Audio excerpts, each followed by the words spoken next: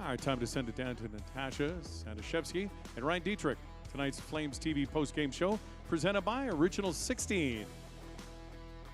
Original 16 gives you the chance to win one of 3 Calgary Flames fan experiences. Details in the new limited edition 15 packs of Canadian Pale Ale. Original 16, official beer sponsor of the Calgary Flames. Must be of legal drinking age, no purchase necessary.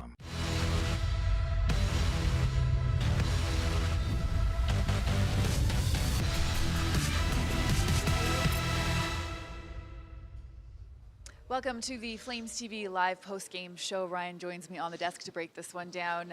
It's a 2-1 decision that the Flames dropped to Seattle, and Ryan, this one to me felt like another one where they left some points on the table. A really good effort by the team, a lot of chances, a lot of shots, but when they needed that goal, they just could not get it. Yeah, you said it. You look at the shot clock tonight, and you would think there's not a whole lot to complain about. 37-21 and 17-8 in that third period when the press was really on, but you know, overall, I thought 5-on-5, this is a pretty evenly played game for the first 2 periods, and it was up there for grabs after 2. You know, a tie game at home, first game back from the break, that's a situation that you probably don't hate.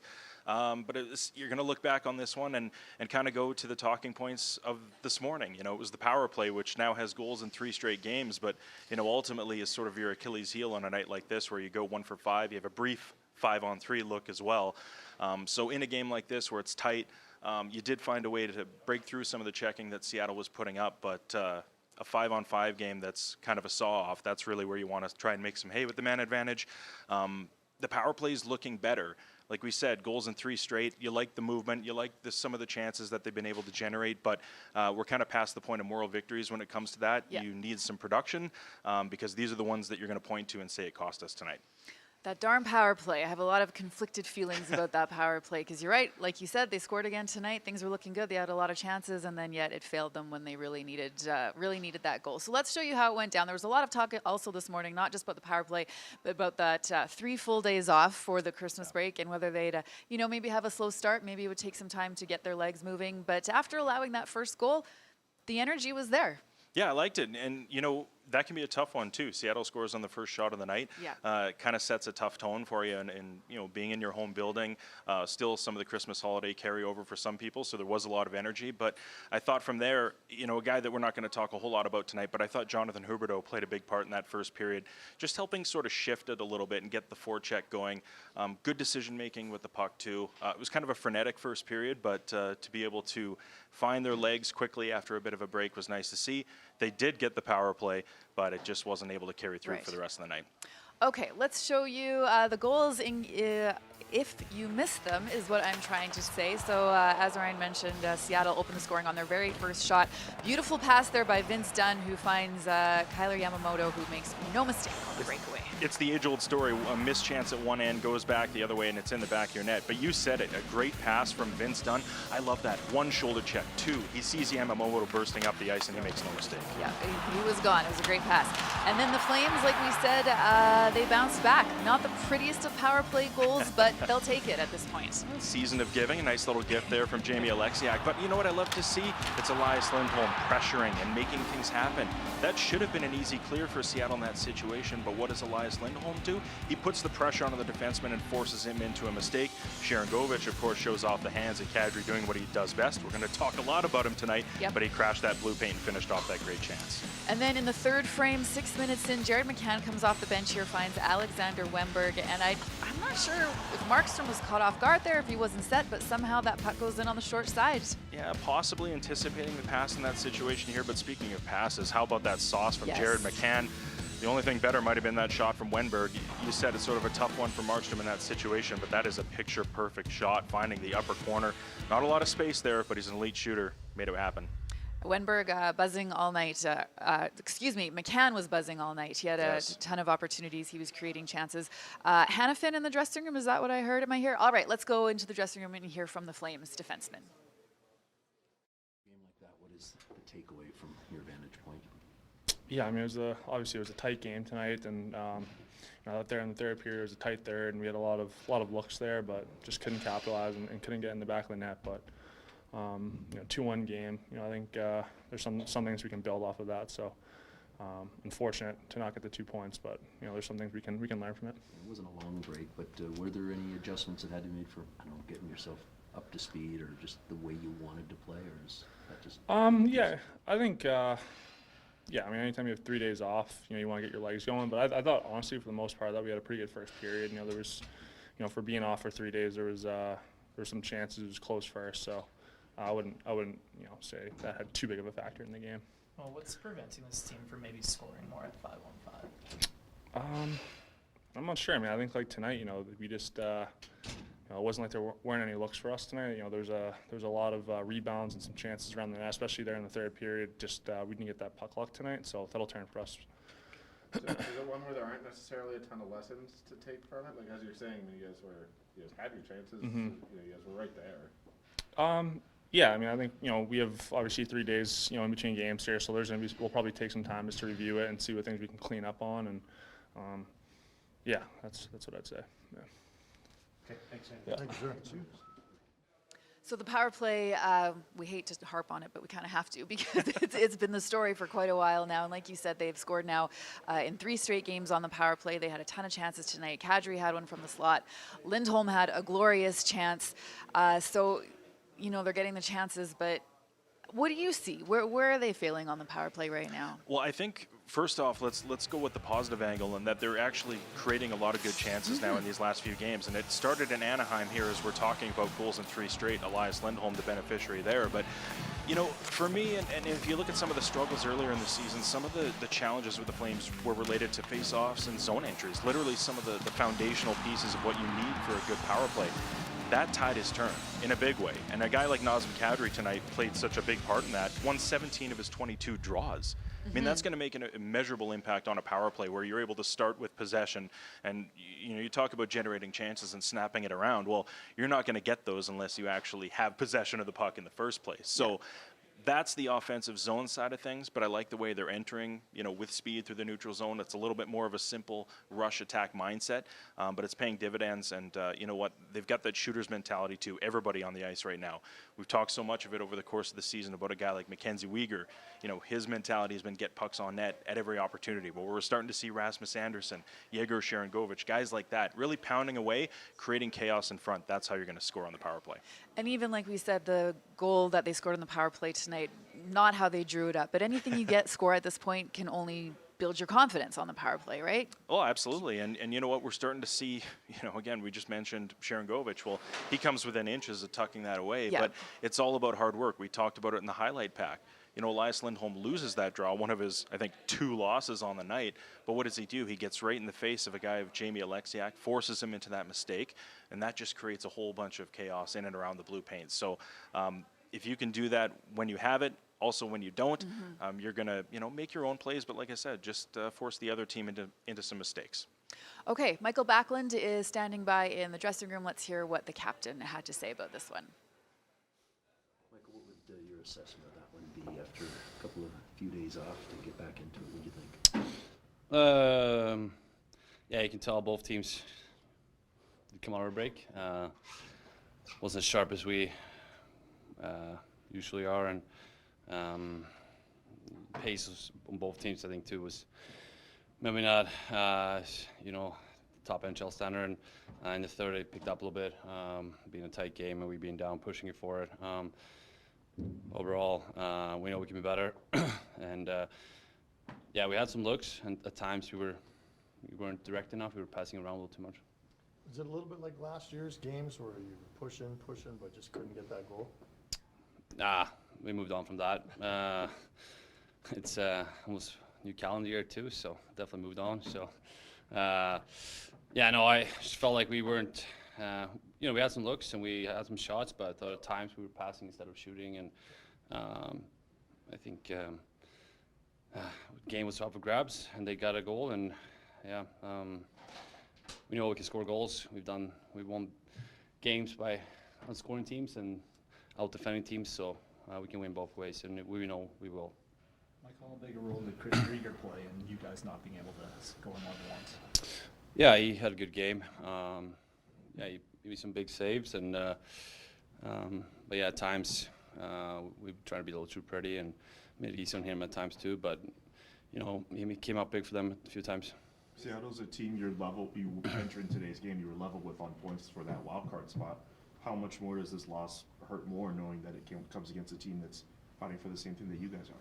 Yeah, no, it's tough. It's not what we wanted. We talked about it in the morning, how big a game it was, and like you said, how close it is to the wild card race, and we want to, climb up there and be in the wild card spot. So, we got some time now to have some good practices, regroup, and one more game for this calendar year. Am I crazy that might be a game that you can move on from pretty quickly, though? I mean, it's not like the performance was particular, like that they didn't outplay you. Yeah, I know. I didn't think it was a bad game, but I don't think either team had the top game, and I thought we were a little better, but it doesn't matter. We lost, and it's like we said, we're tough game to lose with the rivalry, divisional opponent, and with the tight race we're in. Michael, you talked about this a little bit post-game in LA, but this group has worked so hard on several occasions to get back to 500 and then kind of slid backwards a little bit. Has that started to kind of grind on this group?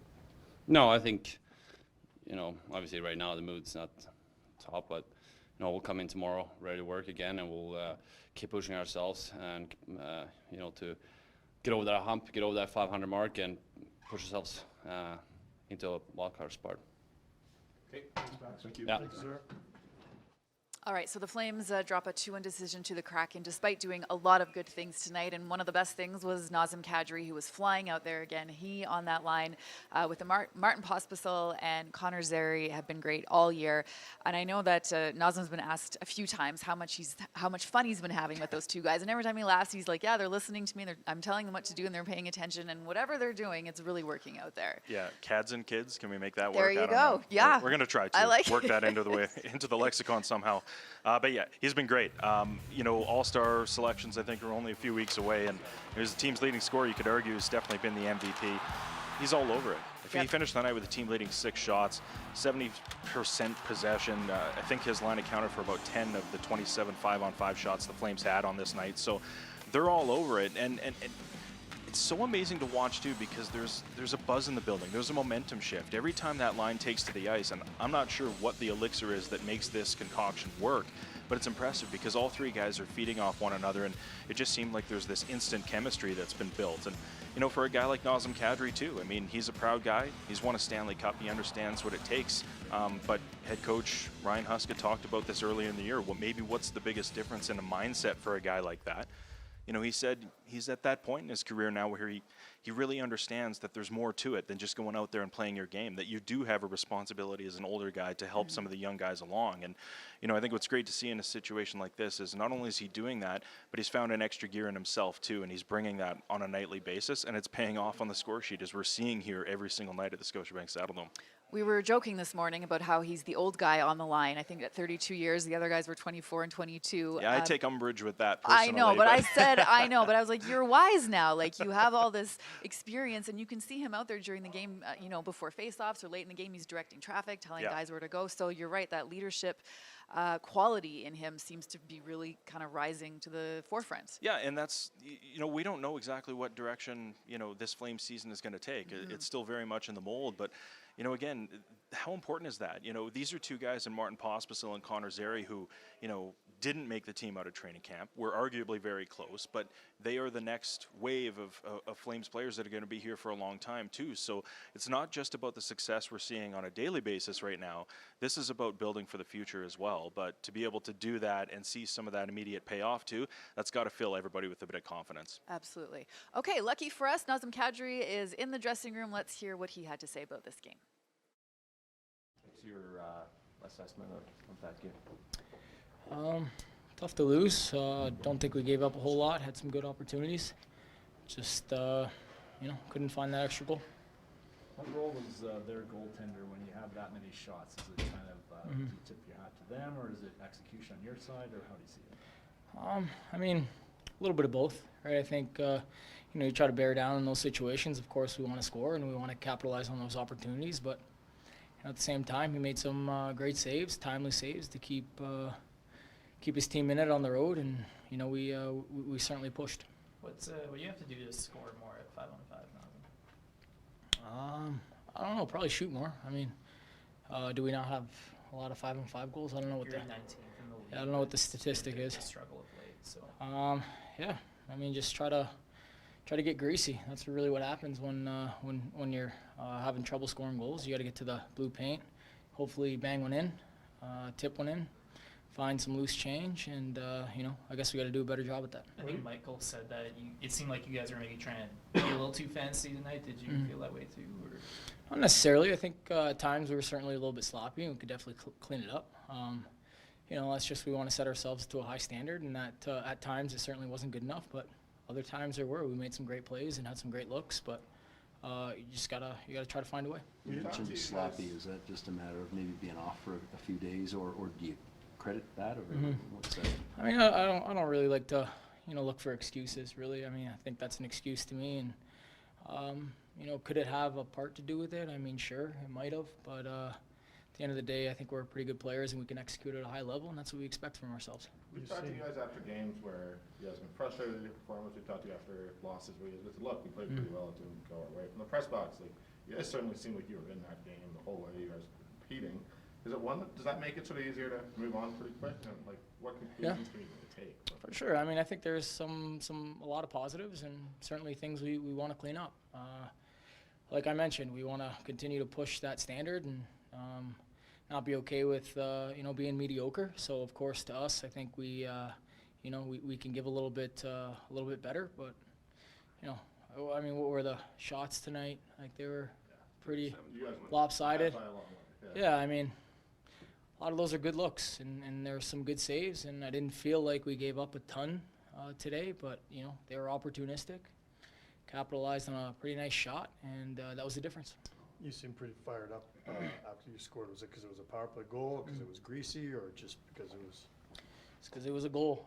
I think I enjoy scoring. I mean, I think it's nice to show that emotion, to kind of give the group a little energy, and yeah, of course, we want to get our power play going, and I think really at times our power play looked really good tonight, and it's a lot to build off and certainly moving in the right direction. It's 3 straight games with a power play goal for you guys. Is there something different in your execution? I mean, obviously you guys are getting goals, but what are you guys doing differently that's leading to this success? It's just a momentum thing. I mean, that's really how special teams work. Like when you're in a rut, you feel like the snowball just keeps building and building, and when you're scoring goals, you feel like you can go out there and you got a chance to score every single power play unit. So it's special teams is a funny thing, but certainly I think we've mentally kind of fought that off, and we've done a lot of work behind the scenes to improve ourselves, and it's good to see those results.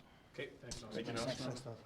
Original 16 gives you the chance to win one of 3 Calgary Flames fan experiences. Details in the new limited edition 15 packs of Canadian Pale Ale Original 16. Official beer sponsor of the Calgary Flames. Must be legal drinking age. No purchase necessary.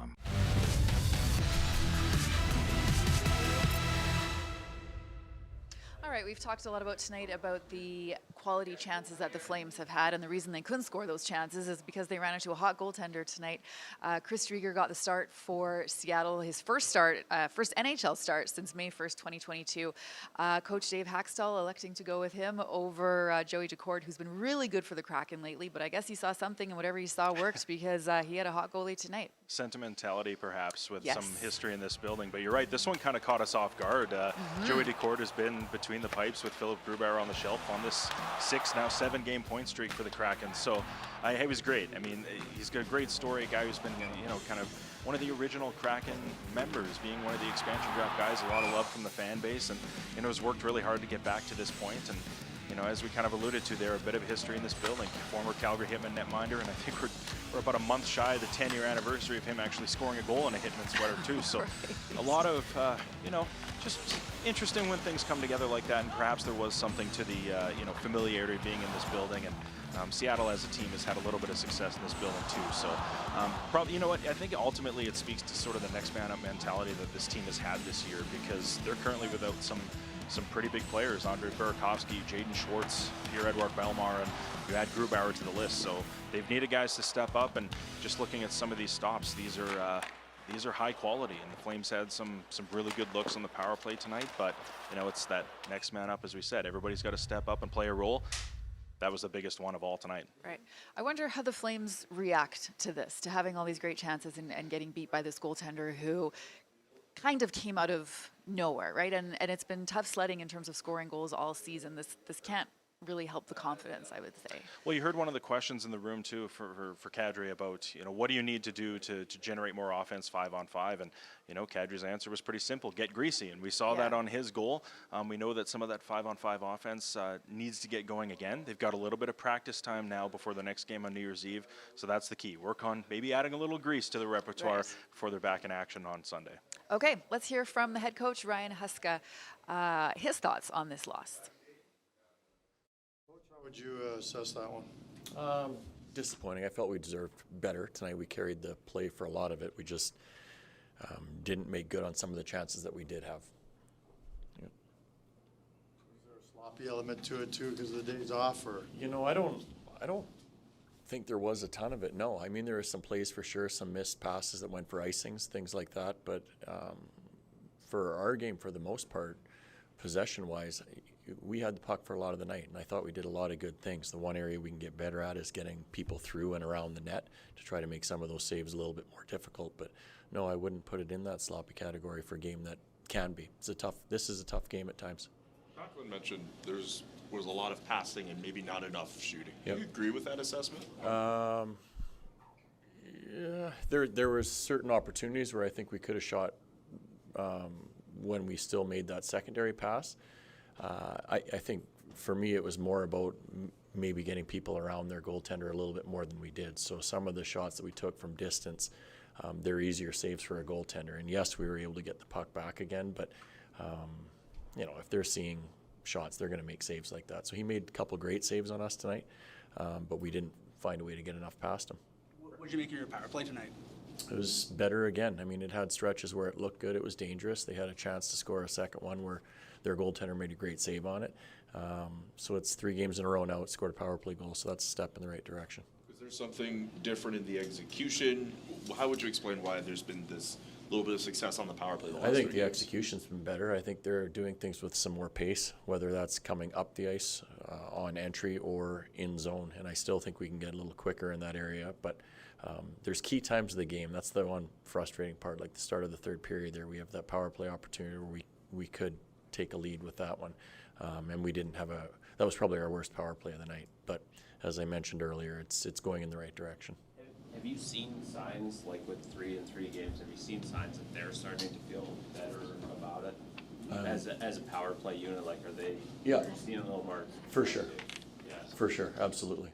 Yep.